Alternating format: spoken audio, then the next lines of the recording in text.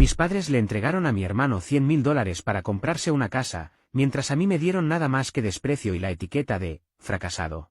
Dejé de llamarlos y desaparecí de sus vidas. 2 años después, mi hermano pasó frente a mi propiedad, y entre gritos y con el teléfono en la mano, le dijo a mi padre: «Tienes que venir ya, no puedo creer lo que él ha levantado sin ustedes». No voy a fingir que no lo vi venir. Cuando pasas 28 años viendo a tus padres tratar a tu hermano mayor como si fuera la segunda venida de un santo mientras a ti te tratan como un trofeo de participación que olvidaron tirar a la basura, desarrollas un radar muy afinado para detectar decepciones. Aún así, ni yo estaba preparado para la llamada que recibí el día de mi 20º cumpleaños. «Álvaro, cariño, tenemos que hablar contigo sobre algo», dijo mamá con ese tono que siempre usaba cuando estaba a punto de soltarme una noticia que sabía que no me iba a gustar pero que debía aceptar con madurez. Ese tono mitad profesora de infantil, mitad negociadora de rehenes. Yo estaba sentado en mi pequeño estudio de Valencia, desayunando pad thai del día anterior, porque así se ve el éxito cuando eres un diseñador gráfico freelance que todavía está construyendo su reputación. El piso eran 40 metros cuadrados de sueños aplastados y muebles de IKEA. Pero al menos el radiador funcionaba, la mayor parte del tiempo. «¿Qué pasa, mamá?», pregunté. «Bueno, tu padre y yo hemos estado hablando y hemos decidido ayudar a Hugo con la entrada para una casa», respondió ella. Esperé el resto. Tenía que haber más. No lo hubo. «Bueno, eso es genial para Hugo», dije. «Le vamos a dar $100.000, añadió mamá. Casi se me cayó el móvil dentro del pad thai, lo que habría sido trágico porque literalmente eran mis próximas 3 comidas. $100.000. Sí, queremos ayudar a nuestros hijos a prosperar», dijo mamá. Hijos en singular, al parecer. «Solo para aclarar», respondí, «¿le están dando $100.000 a Hugo para la casa y a mí?». Silencio. De ese que habla más que 1000 palabras, escribe tesis doctorales y las publica en revistas académicas. «Álvaro, tú estás en un momento muy diferente de tu vida», dijo mamá. «Has tomado otras decisiones. Hugo tiene una carrera estable, una relación seria, un plan. Tú, sigues encontrándote». «¿Encontrándome?», pensé. A mis 28, ya me había encontrado, perfectamente, sentado en ropa interior, comiendo fideos fríos y viendo cómo mi patrimonio neto se iba por el desagüe. «Sabíamos que lo entenderías. Siempre has sido tan independiente», remató mamá. «¿Independiente? Qué forma tan curiosa de escribir descuidado. Pero ¿quién soy yo para corregir a mi propia madre? Ser el decepción de la familia no es un evento único, es una lenta acumulación de momentos pequeños, cortes diminutos que con el tiempo suman una cicatriz en forma de no eres suficiente. Hugo es 3 años mayor y desde que aprendió a caminar fue el dorado. Literalmente. Su pelo rubio atrapaba la luz de forma perfecta. Mamá lo llamaba mi rayito de sol. Mi pelo castaño era práctico. Incluso mi pelo era una decepción. Hugo jugaba al fútbol. Yo tocaba en la banda de jazz. Hugo salía con la reina del baile. Yo salía con mi Xbox. Hugo terminó la universidad estatal con un grado en negocios. Yo fui a una escuela de arte con préstamos estudiantiles que me sobrevivirán. Pero esto es lo que me mata, yo lo intenté. Cuando tenía 15 años participé en un concurso nacional de diseño gráfico. Pasé 3 meses trabajando en eso. Dormí poco. Quedé segundo de 3000 participantes. La respuesta de papá: «Bueno, al menos lo intentaste». Hugo quedó cuarto en una competición regional de natación y papá le compró un portátil nuevo. No estoy amargado. Bueno, un poco sí. Soy como una IPA artesanal de amargura, compleja, con notas de resentimiento y un final ligeramente lupulado. Mamá no siempre fue así. Cuando yo era muy pequeño, antes de que Hugo se convirtiera en el chico de oro, se sentaba conmigo mientras yo dibujaba, con chocolate caliente y películas de Disney, diciéndome que algún día sería un artista famoso. Tenía 7 años cuando dibujé un dragón elaborado. Objetivamente terrible, pero yo estaba orgulloso. Mamá lo pegó en la nevera y obligó a papá a mirarlo. «Nuestro Álvaro va a ser artista», dijo, y sonaba orgullosa. Eso fue antes de que Hugo empezara a ganar cosas. Después de eso, mis dibujos pasaron de la nevera a la pared de arte del sótano, término elegante para el lugar donde ponemos lo que estamos obligados a cuidar pero no queremos ver. La universidad fue mi arco de redención. Excepto que me gradué en plena economía de 2016 y descubrí que exposición es aparentemente una moneda. Mi primer trabajo pagaba 28.000 y pedía 5 años de experiencia, un máster y dominio de un software que ni existía todavía. Duré 8 meses antes de ser reestructurado, que es lenguaje corporativo para despedido. Terminé como freelance. Eso es lo que llamas desempleo cuando quieres sonar emprendedor en las fiestas. Pero seguí intentando. Aceptaba cada cliente. Diseñaba logos para estafas cripto, folletos para bandas de garaje, gráficos de Instagram para influencers que pagaban en exposición. Poco a poco, con dolor, construí algo. Conseguí clientes decentes. Empecé a cobrar dinero real. A los 28, ganaba lo suficiente para sobrevivir. No cómodamente, no de forma impresionante, pero suficiente. Y entonces Hugo anunció que estaba comprando una casa. Sucedió en la cena del domingo, una tradición que mis padres insistían en mantener aunque viviéramos a 40 minutos en direcciones opuestas. Fingimos ser funcionales durante 2 horas a la semana. Lucía y yo hemos estado mirando casas, dijo Hugo, pasándome el puré de patatas. Hugo siempre pasaba las cosas. Uti. Dorado. Buen vecindario en Bellevue, pero las entradas son una locura, añadió. Papá se irguió como un golden retriever al escuchar paseo. ¿Cuánto? Preguntó. Las casas rondan los 500.000. Necesitaríamos 100.000 de entrada para evitar PMI. Los vi intercambiar esa mirada de matrimonio donde se mantienen conversaciones enteras sin palabras. ¿Y si ayudamos? Propuso papá. El rostro de Hugo se iluminó. Papá, no podría. No estás pidiendo. Te lo ofrecemos, respondió papá. Y puso esa cara satisfecha. Es hora de ayudar a nuestro hijo a construir su futuro. Nuestro hijo en singular. Mamá me miró, probablemente sintiéndose culpable. Álvaro, cuando estés listo para sentar cabeza. Estoy bien. Esto es genial para Hugo, respondí. Hugo parecía incómodo. Gracias, Álvaro. Estoy seguro de que algún día. Totalmente. Cuando deje de ser un fracaso catastrófico, pensé. Sonreí como si estuviera bromeando, aunque todos sabíamos que no lo estaba. Eso ocurrió 3 meses antes de la llamada de mi cumpleaños. 3 meses seguidos escuchando en cada cena dominical sobre la búsqueda de casa de Hugo, como si se tratara de la llegada del hombre a la luna. 3 meses de escuchar que ya habíamos destinado nuestros recursos en otra parte. Así que cuando mamá me llamó el día de mi cumpleaños para confirmarme oficialmente que yo no recibiría nada, no me sorprendió. Lo que sí me tomó desprevenido fue lo que vino después. Vamos a tener una cena de celebración este domingo. Hugo está cerrando la compra de su casa. Vendrás, ¿verdad? Era casi cómico, una fiesta para festejar que le dieron dinero a mi hermano, justamente en mi cumpleaños. Respondí que ya tenía planes. ¿Y qué vas a hacer? Preguntó mamá. Comer helado directo del envase y replantearme mis decisiones de vida, probablemente. En realidad dije que vería a unos amigos, para no dar pie a más comentarios. Ella cerró con un simple, bueno, te extrañaremos. Quizás podamos hacer una cena de cumpleaños la próxima semana. Ambos sabíamos que esa cena nunca llegaría. Colgué y me quedé mirando mi vida, 28 años, un apartamento diminuto de 37 metros cuadrados en Valencia, con un valor neto negativo y una familia que se acordaba de mi existencia unas 12 veces al año. Casi siempre para tener a alguien con quien compararse y sentirse mejor. Fue entonces cuando algo cambió. No fue un momento dramático ni de película, sin música épica de fondo. Fue una decisión silenciosa, casi desapercibida, pero firme. Estaba cansado. Cansado de intentar ganarme su aprobación, cansado de presentarme a las reuniones solo para que me recordaran lo insuficiente que era, cansado de ser el remate en las historias de éxito de Hugo. No planeaba cortar lazos de manera escandalosa ni enviarles un manifiesto. Simplemente iba a dejar de hacerlo, dejar de llamar, dejar de visitar, dejar de poner energía en una relación unilateral. Que se quedaran con su hijo estrella y con su narrativa perfecta. Yo empezaría a construir algo diferente. No sabía qué todavía, pero sería mío.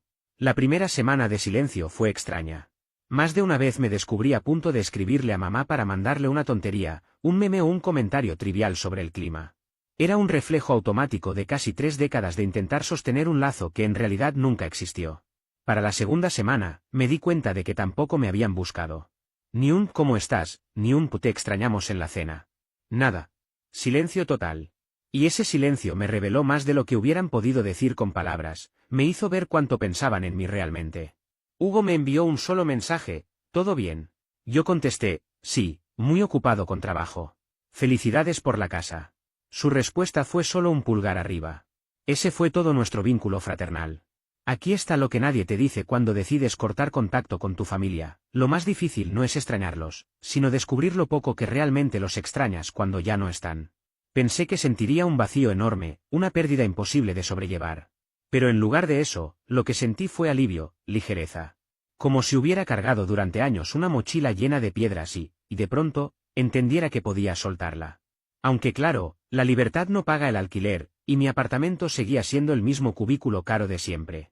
Entonces me lancé de lleno al trabajo, con esa energía obsesiva que puede llevarte a un colapso o a un hallazgo. Por suerte, en mi caso fue lo segundo.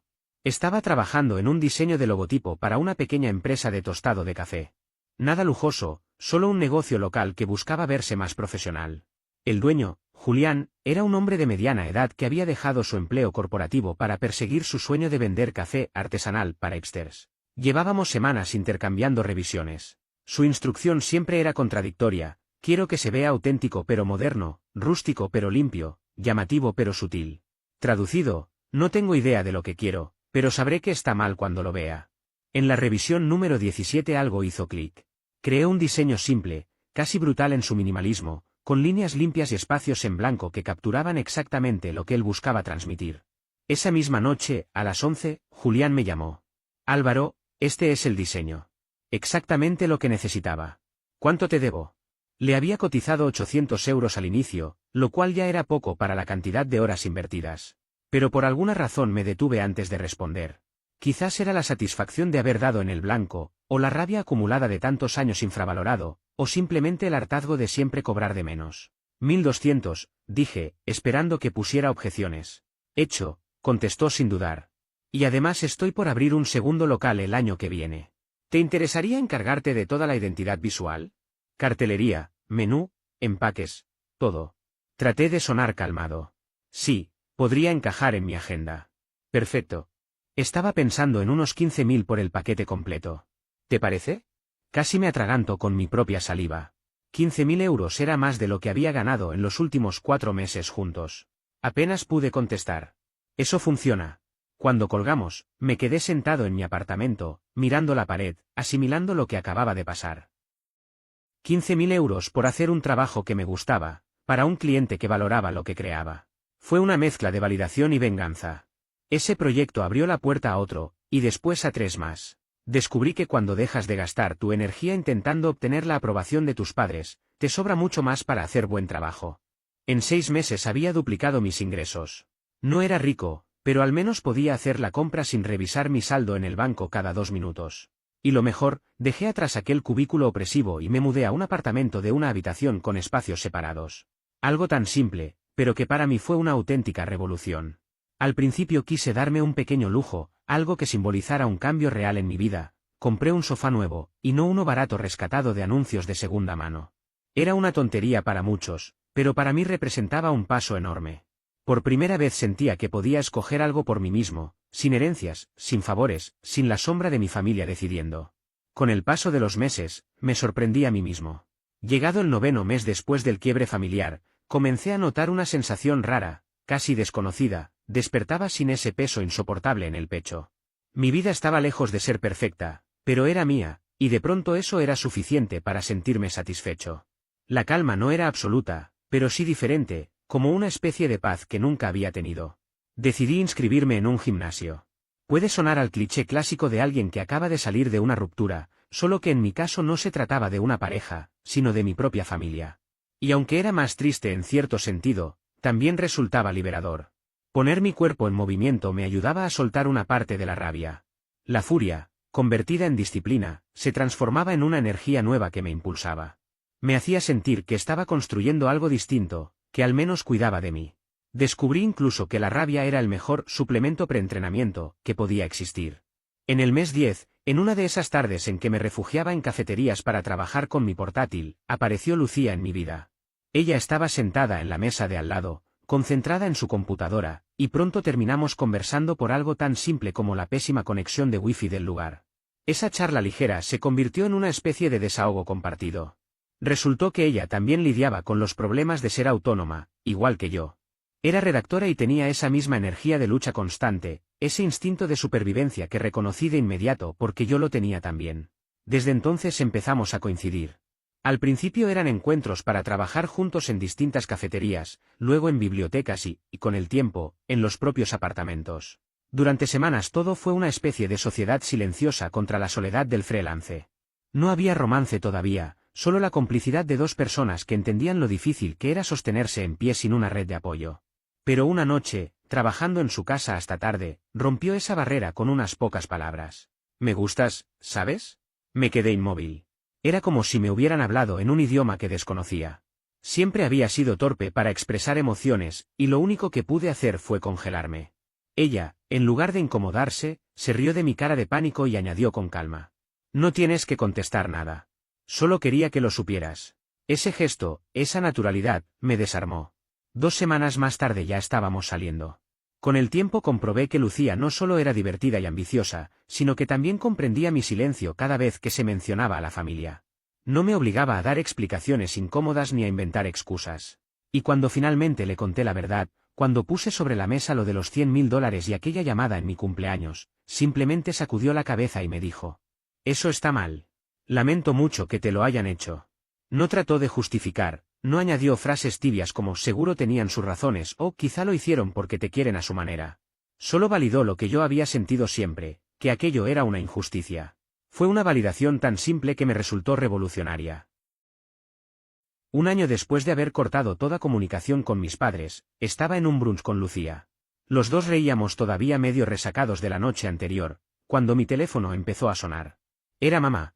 Ver ese nombre en la pantalla me produjo la misma reacción que si hubiese explotado una granada en la mesa.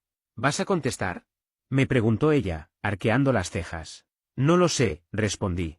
Parte de mí quería escucharla, fantaseaba con la posibilidad de que me pidiera disculpas, que admitiera que se habían equivocado, que me suplicara volver.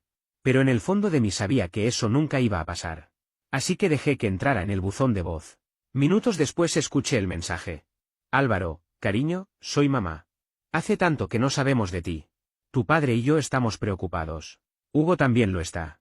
Por favor, llámanos. Te extrañamos. De verdad te extrañamos. Un año entero de silencio, después de haber entregado a mi hermano $100.000 y a mí nada más que decepciones. Eliminé el mensaje sin titubear. ¿Qué decía?, preguntó Lucía. Que me extrañan. ¿Les crees? Pensé en ello.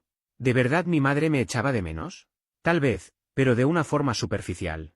Como quien extraña un mueble viejo cuando redecoras la casa. Lo recuerdas con cierta nostalgia, pero no lo suficiente como para hacer algo al respecto. No, no lo creo, dije finalmente. Ella apretó mi mano y respondió con seguridad. Entonces no tienes por qué devolver la llamada. Y no lo hice. 2 semanas más tarde, sin embargo, contesté cuando fue Hugo quien llamó. Más por curiosidad que por otra cosa. Álvaro, ¿qué pasa? Mamá y papá están desesperados. Me dijeron que no les devuelves la llamada. He estado ocupado, durante un año. Sí, bueno, tienes razón, se quedó en silencio. ¿Esto es por lo de la casa? Porque yo les dije que deberían haberte ayudado también, que no era justo. Me quedé sorprendido. ¿En serio les dijiste eso? Claro que sí. Eres mi hermano. Pero ya sabes cómo son. Dijeron que tú eras independiente, que no necesitabas ayuda. ¿Y lo aceptaste así nada más? ¿Qué querías que hiciera? ¿Rechazar $100.000 para demostrar un punto? No pude evitar admitir que era un argumento válido. Pero en vez de calmarme, me enfureció aún más. No, supongo que no. Mira, solo llama a mamá. Está obsesionada con esto. Cree que estás enfadado con ellos. Lo estoy. Silencio. Luego dijo con desgana. Bueno, no sé, arréglalo o lo que sea. Me tengo que ir, Jess me está llamando. Pero de verdad, llámala. Colgó sin darme oportunidad de responder. Me quedé con la vieja mezcla venenosa de siempre, enojo, culpa y la sensación de no estar a la altura. La parte racional de mí sabía que tenía todo el derecho a estar molesto. Pero la voz que había aprendido durante 28 años me susurraba que quizá exageraba, que tal vez yo era el problema. Lucía me encontró en esa postura, mirando el teléfono como si quemara. ¿Era Hugo?, preguntó. Sí. Dice que mamá está desesperada y que debería devolverle la llamada. ¿Quieres hacerlo? No lo sé. Solo sé que estoy cansado de ser el villano por poner límites. Entonces no lo hagas. No les debes acceso a tu vida solo porque ahora deciden quererlo. Tenía razón. Claro que tenía razón. Pero una cosa es entenderlo con la cabeza y otra sentirlo en el corazón. Aún así, no devolví la llamada. En lugar de eso, seguí construyendo. Más clientes, tarifas más altas, y hasta me permití rechazar proyectos que no me llenaban. Era un lujo nuevo, el poder de elegir. 18 meses después había ahorrado lo suficiente como para pensar en algo que antes parecía un sueño imposible: comprar un terreno. No una casa, al menos no todavía, pero sí un pedazo de tierra que llevara mi nombre y solo el mío. Un lugar donde mis padres no tuvieran ninguna influencia. Pasaba noches enteras mirando anuncios en Internet, imaginando lo que podía construir allí. No solo en un sentido físico, sino también simbólico. Ese terreno era la representación de una vida nueva, completamente desligada de la familia que nunca me valoró.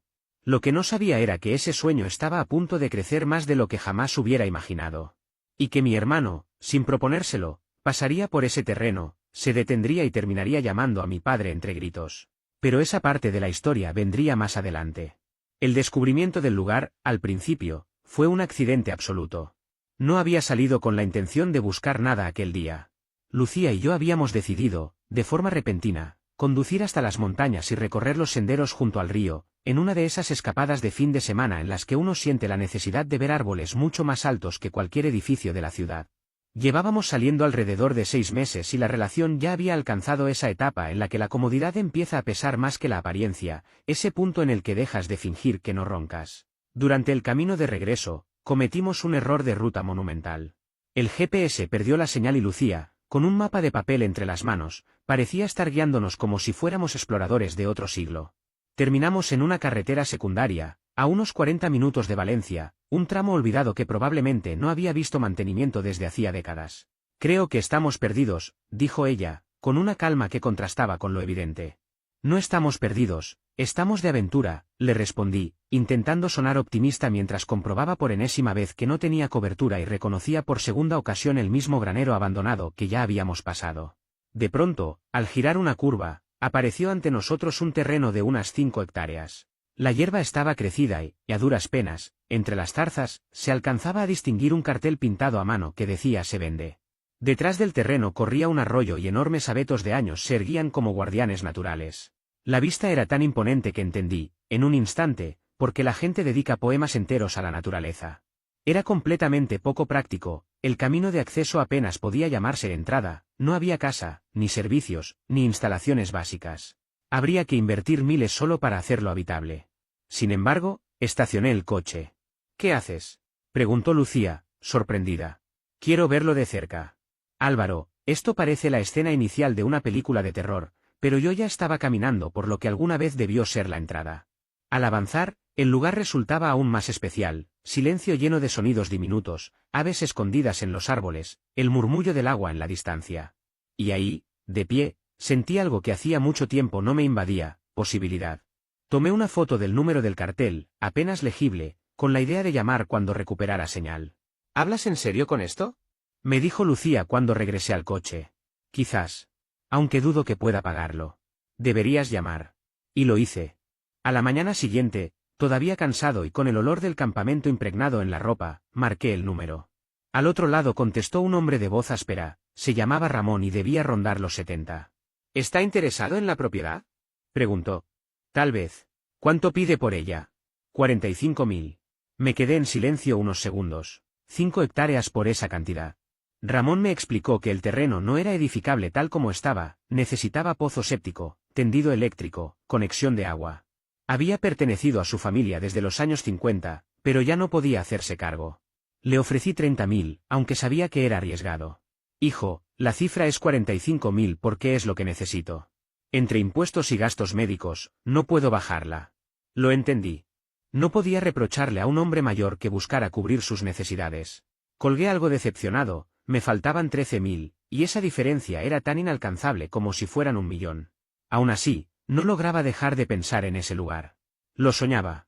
Me imaginaba construyendo allí algo mío, un taller, un pequeño estudio. Cualquier espacio que pudiera llamar propio. Una tarde, Lucía me sorprendió revisando por enésima vez las fotos. ¿De verdad lo deseas tanto?, me preguntó. No importa. No puedo pagarlo. ¿Y si yo te ayudo? Tengo algunos ahorros, quizá unos 8.000. Podríamos hacerlo juntos. La miré incrédulo. Lucía, ese es tu dinero, no puedo. Claro que puedes. Ya hemos hablado de vivir juntos. Esto sería nuestro proyecto. Algo que construiríamos desde cero, literalmente. Quise aceptar al instante, pero la duda me frenó. ¿Y si no resulta entre nosotros? Entonces lo resolvemos como adultos. Firmamos papeles, dejamos todo por escrito para proteger la inversión de ambos. Pero Álvaro, no puedes seguir dejando que el miedo te impida intentar lo que realmente quieres. Eso lo has hecho toda tu vida con tu familia. Tenía razón. ¿En qué momento se había vuelto tan certera? Sus palabras me atravesaron, y por primera vez, decidí arriesgarme. Esa misma tarde volvimos a llamar a Ramón. Le ofrecimos 40.000, lo máximo que podíamos juntar entre los dos. Pasaron 3 días de incertidumbre, 3 noches en vela revisando el correo como si eso pudiera acelerar la decisión. Finalmente, contestó. Está bien, hijo. 40.000, pero ustedes pagan los costos de cierre. Aceptamos sin pensarlo. El proceso llevó 2 meses, papeles, inspecciones, firmas interminables, búsquedas de títulos. Descubrí que comprar un terreno era básicamente firmar hasta que la mano te duele. Con un abogado redactamos un acuerdo, 60% a mi nombre, 40% al de Lucía, reflejando lo que cada uno aportaba. En caso de separarnos, o uno compraba la parte del otro o se vendía para dividir las ganancias. Muy romántico, sí, pero sobre todo necesario. El día de la firma resultó menos emocionante de lo que había imaginado. Solo estábamos Lucía, yo y Ramón, el dueño del terreno, en la oficina de una compañía de títulos. Firmamos papeles, estrechamos manos y poco más. Antes de irse, Ramón me entregó como broma el cartel original pintado a mano que decía "Se vende". Te lo ganaste, me dijo, deseándome suerte con el lugar. Y así, de repente, era propietario de 5 acres llenos de posibilidades.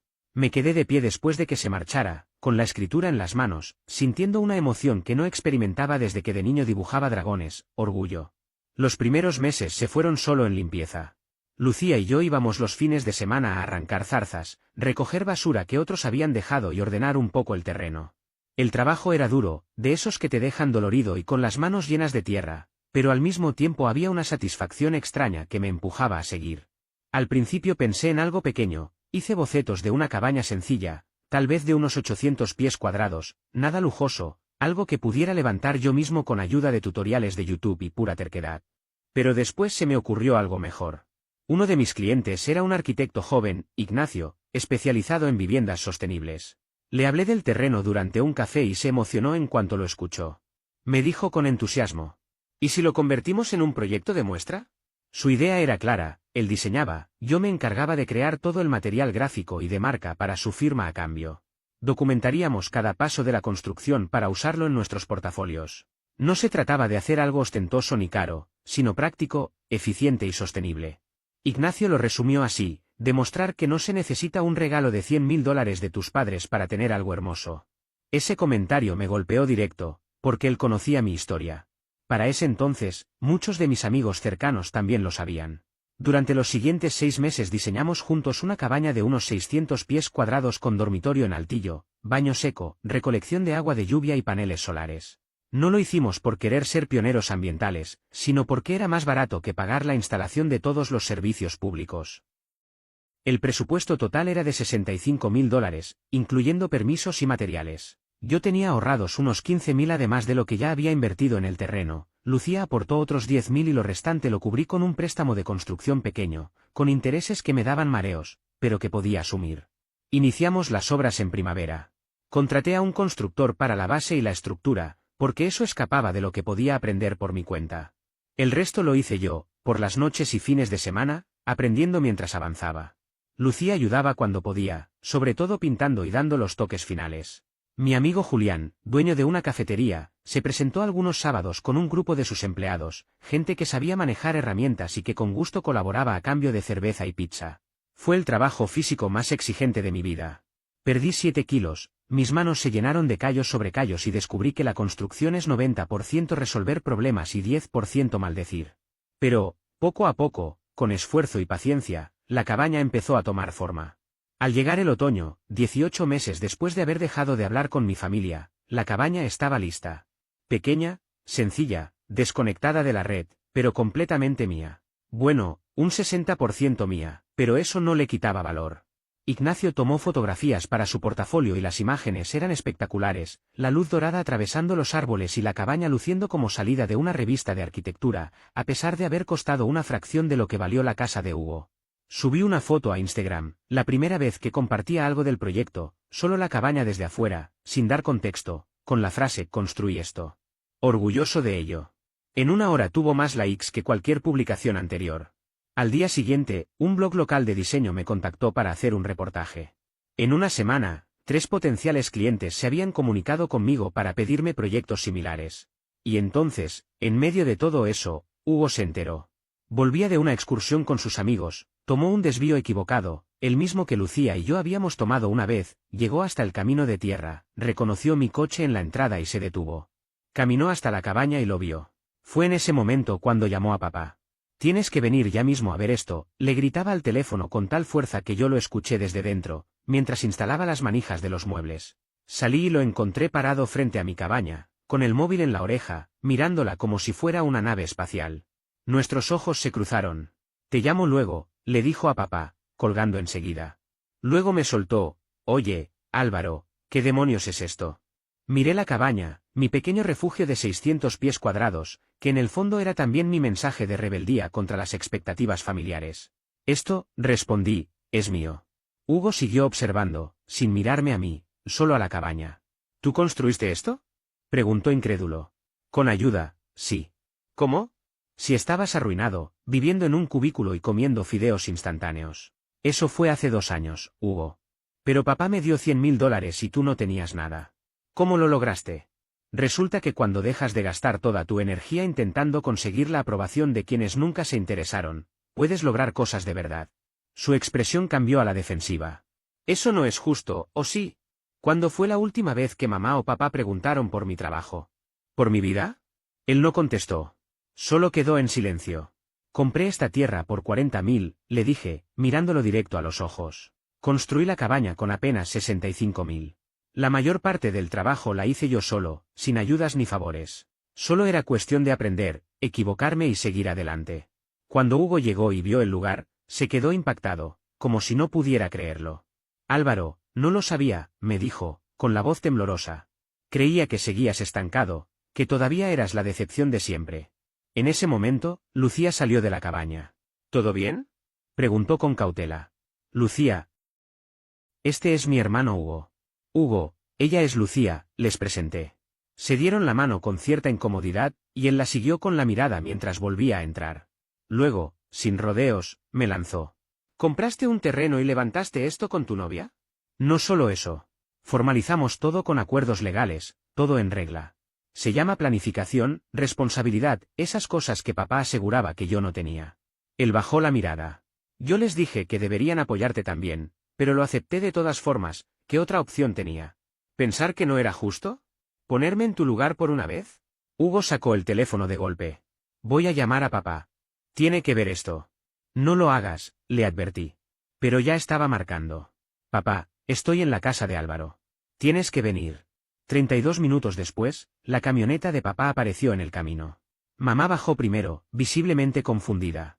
Papá lo hizo detrás, con el rostro indescifrable. «Álvaro, ¿qué es todo esto?», preguntó mamá. «Mi terreno. 5 acres. Mi cabaña». Papá se acercó lentamente, observando los paneles solares y los detalles de la construcción. «¿Con qué dinero levantaste todo esto?», preguntó, sin asomo de orgullo. Ahí estaba la verdadera pregunta. No un «me alegro por ti», sino un «¿cómo pudiste hacerlo sin nosotros?». «¿Con mis ahorros?». «Con mi trabajo». «Sin su ayuda». «Pero pensábamos que estabas en apuros», dijo mamá. «No estaba en apuros. Estaba construyendo algo sin ustedes». El tono de papá cambió, se suavizó. «Tiene razón, Susan. Mira este lugar». Por primera vez noté algo distinto en su voz: respeto, quizá arrepentimiento. «Le dimos a Hugo 100.000 y lo usó para comprar una casa igual a cualquier otra. Álvaro levantó esto por menos de la mitad». Hugo intentó protestar, pero papá no lo escuchó. «Me equivoqué contigo, con la idea de lo que significaba el éxito. No estabas fracasando. Solo seguías otro camino. Yo había soñado con ese momento como un triunfo. Pero al estar ahí, lo sentí más pequeño, casi triste». «Deberías habernos devuelto las llamadas», dijo mamá. «Estábamos preocupados». «¿Preocupados? ¿O solo incómodos con mi silencio?», respondí. Ella se estremeció. «Eso es cruel. Tan cruel como darle todo a Hugo y dejarme solo críticas. Tan cruel como olvidar mi cumpleaños. Tan cruel como hacerme sentir invisible». Mamá intentó hablar, pero las palabras murieron en su boca. Todos sabíamos que era verdad. «Ya no necesito su aprobación. Tampoco necesito su dinero. Estoy bien. Realmente bien, por primera vez en mi vida». «¿Y ahora qué?», preguntó Hugo. «¿Nos vas a cortar para siempre?». «Tal vez. O tal vez aprendamos a tener una relación donde yo no sea el fracaso y tú no seas el hijo perfecto». Una relación en la que me traten como a un igual. Papá carraspeó. ¿Podemos ver por dentro? Miré a Lucía a través de la ventana. Ella asintió. Sí, pasen. Les mostré cada rincón. Los vi comprender que no era solo una cabaña, era una declaración, la prueba de que yo era capaz, competente y exitoso bajo mis propios términos. Al salir, el sol se filtraba entre los árboles.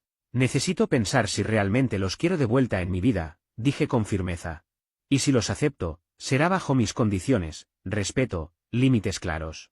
No más comparaciones. Es justo, contestó papá.